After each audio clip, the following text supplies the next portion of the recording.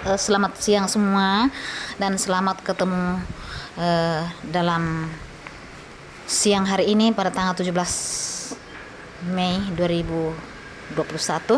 Pada pertemuan pada siang hari ini kita masuk ke materi yang selanjutnya seperti lanjutan kemarin, yaitu kita masuk ke tujuan perencanaan. Ya, ingat yang tidak pernah komen, yang tidak pernah hadir di dalam absennya tolong usahakan hadir dan mengerjakan tugas untuk sebagai nilai tambahan untuk penaikan kelas dalam penambahan nilai rapor. Baik, kita lanjut ke materi selanjutnya, yaitu tujuan perencanaan. Tujuan perencanaan adalah melakukan usaha untuk memenuhi persyaratan spesifikasi proyek yang ditentukan dalam batasan biaya, mutu dan waktu, ditambah dengan terjaminnya faktor keselamatan. Ya, tentunya di dalam tujuan perencanaan kita selalu kita berbicara masalah keselamatan, faktor keselamatan, di mana faktor keselamatan itu memang sangat-sangat perlu dibutuhkan untuk menjaga kesehatan kita dalam pekerjaan kita di setiap saat. Berikut, perencanaan proyek mencakup hal-hal sebagai berikut. 1.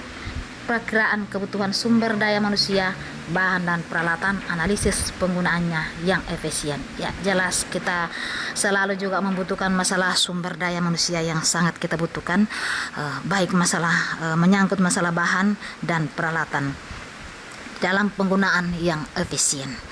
Berikut bagian B, perakiraan kebutuhan dana. Ya, perakiraan kebutuhan dana itu sangat penting di dalam keseharian kita atau dalam keperluan kita di setiap saat. Berikut penentuan standar untuk mengukur kemajuan proyek. Ya, tentunya di dalam perencanaan memang kita sudah ukur, kita sudah tahu sampai di mana kemajuan proyeknya kita untuk di dalam menjalankan proyek tersebut. Ya, baik, kita lanjut. Perencanaan biaya proyek. Biaya yang diperlukan untuk suatu proyek dapat mencapai jumlah yang sangat besar dan tertanam dalam kurung waktu yang cukup lama. Oleh sebab itu, perlu dilakukan identifikasi biaya proyek dengan tahapan perencanaan biaya proyek sebagai berikut, atau menurut salah seorang yang bernama Monica pada tahun 2013 yang lalu. Berikut kita masuk ke tahapan pembangunan konseptual. Biaya dihitung secara global berdasarkan informasi desain yang minim. Itu dalam konseptual ya. Jadi menyangkut masalah biaya, perhitungan biaya. Dipakai perhitungan berdasarkan unit biaya bangunan berdasarkan harga per meter persegi. Jadi itu harga yaitu dihitung per meter persegi. Ya, jadi kalau dibilang meter persegi, yaitu contohnya yaitu adalah TL 1 dos itu adalah 1 meter persegi. Karena kita belum pernah praktek ya, itu kalau dalam 1 dos itu dikatakan 1 meter persegi 1 dos TL. Berikut tahapan desain konstruksi. Biaya proyek dihitung secara detail berdasarkan volume pekerjaan dan informasi harga satuan. Ya, dihitung melalui biaya, yaitu tergantung, dikatakan bahwa biayanya harus dihitung melalui berdasarkan volumenya pekerjaan. Berikut tahapan pelelangan. Biaya proyek dihitung oleh beberapa kontraktor agar dapat penawaran terbaik berdasarkan kuantitas pekerjaan, gambar spor drawing dan metode pelaksanaan dengan ketelitian yang lebih tinggi. Ya, spor drawing itu sudah pernah Ibu ajarkan kalau tidak salah. Ya, kalau belum nanti kita ulang lagi. Kemudian spor drawing ya tentunya diketahui bahwa adalah perencanaan sesuatu pekerjaan, pelaksanaan dengan ketelitian yang lebih tinggi. Berikut tahapan pelaksanaan.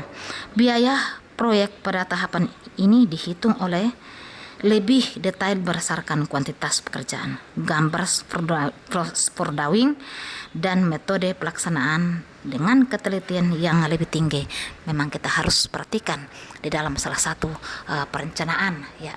Demikian materi kita pada siang hari ini.